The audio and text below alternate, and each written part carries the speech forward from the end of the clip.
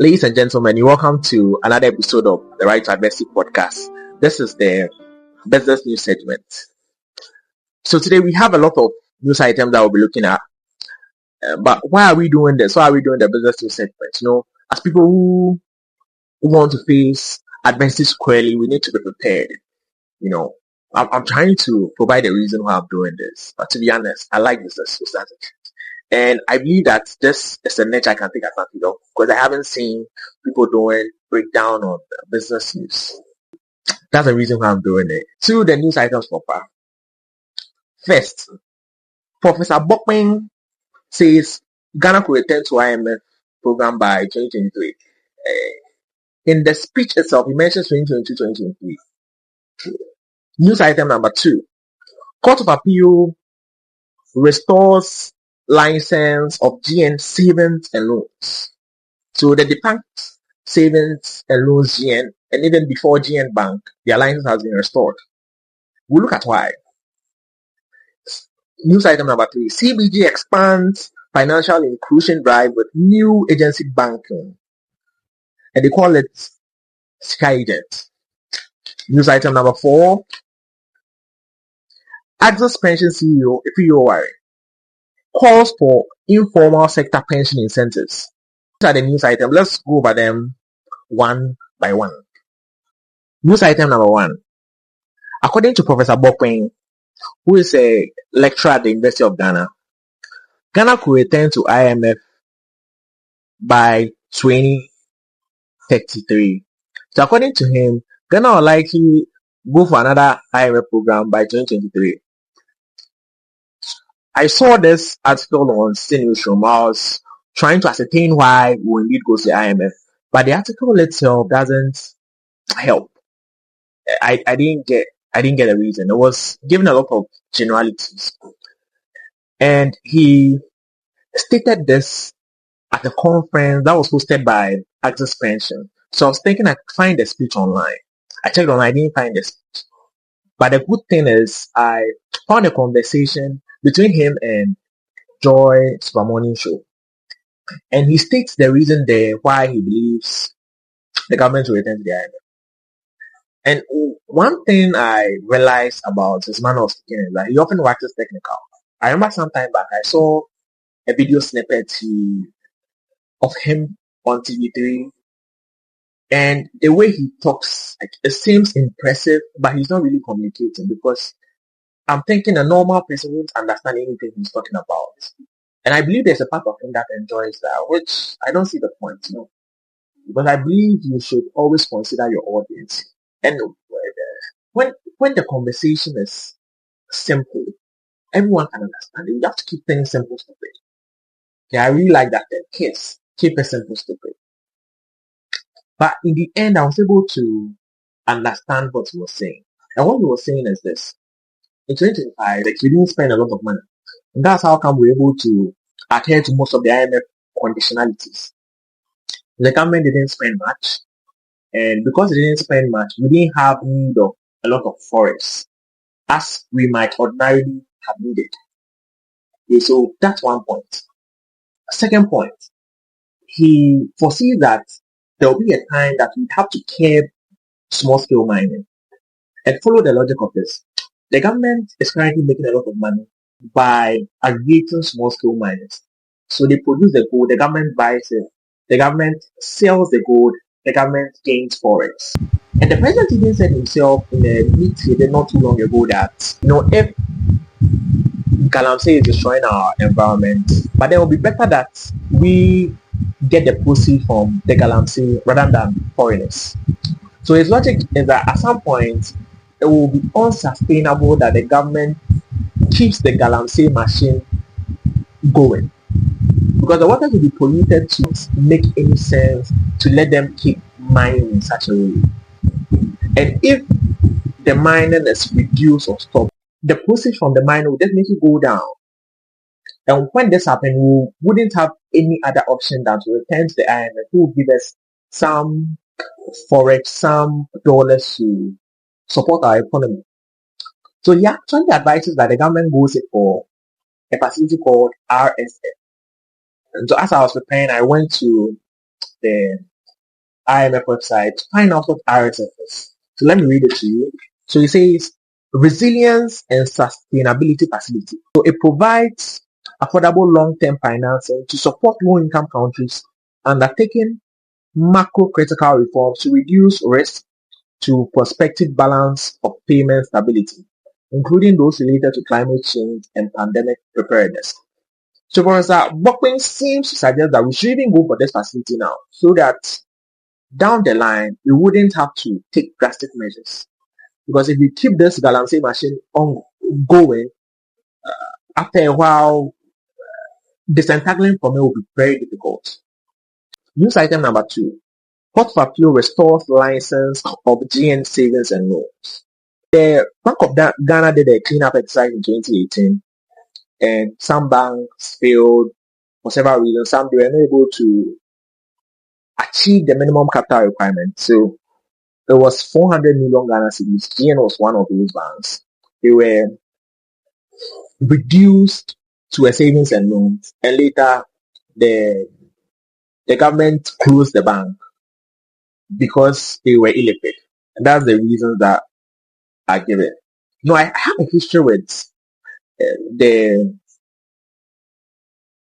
CEO of GN Bank, who is Papa Kusindo.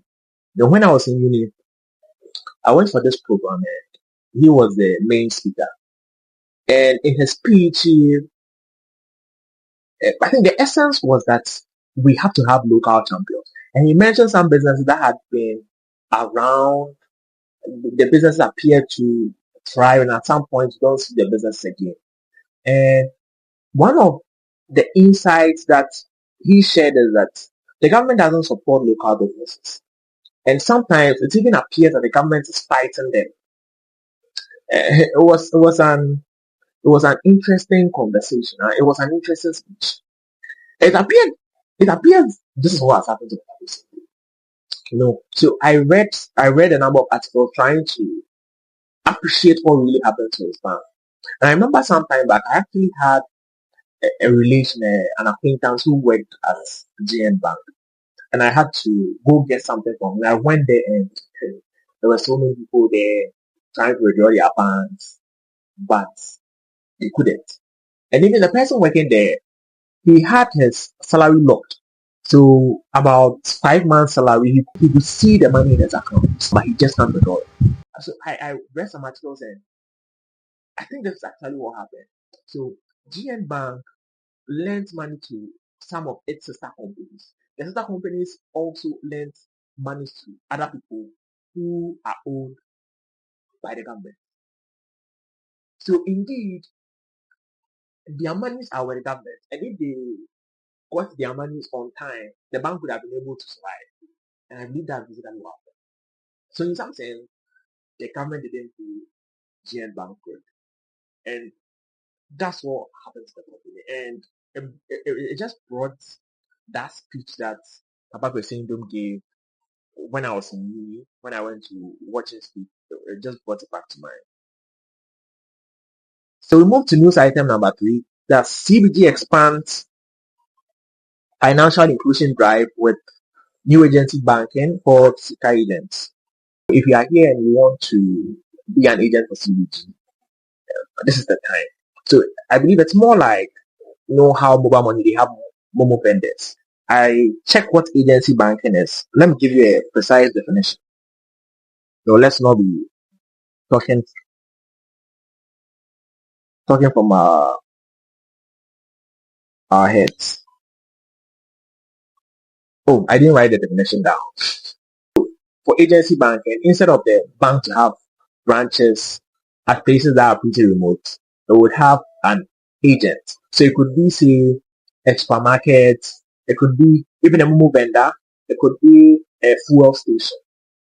And the agent helps you to perform some simple transactions like depositing money, withdrawing money, transferring some funds, paying for utility bills, printing your statement. So some basic functionalities like that.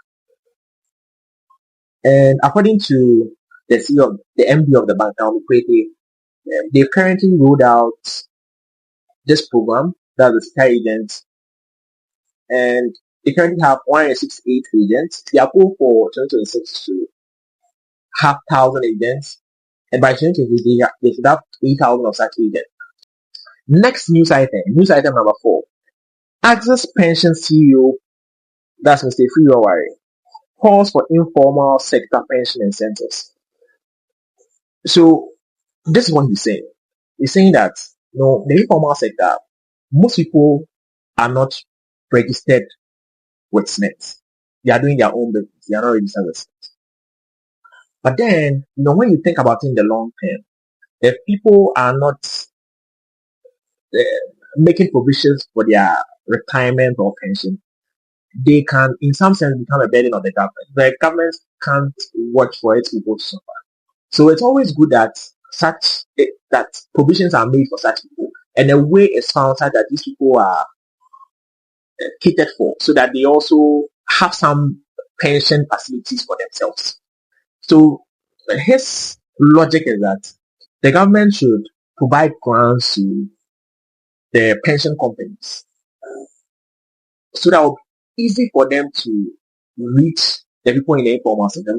Because in the article, I believe it was saying that in order to capture someone in the informal sector, they spend about 8 times what they would spend if they are trying to get a prospect in the formal sector. So the government should give them grants. I don't think the government has to do that, because they are suffering already. We are not a rich country. The government is providing grants for you in order to capture people in the informal sector. It doesn't make sense to me. But he also mentioned that the government can provide some incentives, and this is the government of Rwanda has been providing incentives to informal workers to rope them into their pension scheme. So I did some findings on the Rwanda pension scheme, especially for the informal sector. It's called the Ejo Heza Long-Term Savings Scheme.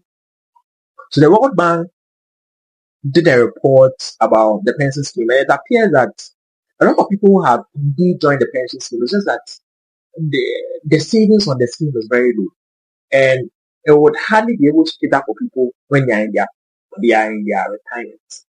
That's the conclusion from the World Bank.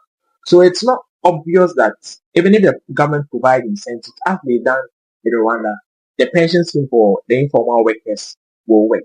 And will work in what sense? That indeed will be able to provide for the needs of people in their retirement. Because if they are not saving enough now, the entire policy is different. Because at the time of their retirement, there won't be enough funds for them to withdraw from. And as I was reading that article, a very interesting idea I found. And in the report by the IMF, there's a portion that says digital ID connects back to your pension account. An amount is paid into your pension account.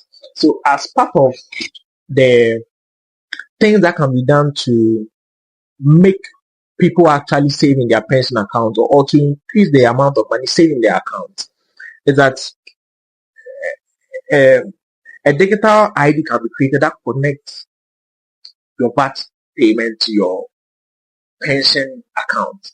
So let's say you pay 25% VAT, just an assumption. 25% VAT, then say the government takes 5% of that 25% VAT and they deposit it into a pension account. If you know that is happening, people will really be encouraged to pay attention to their pension account and even save in it. Because in the end, they'll know that their VAT is going to their benefits. Yeah, so that's it for today. Hope to see you next time. Have a wonderful day. Cheers.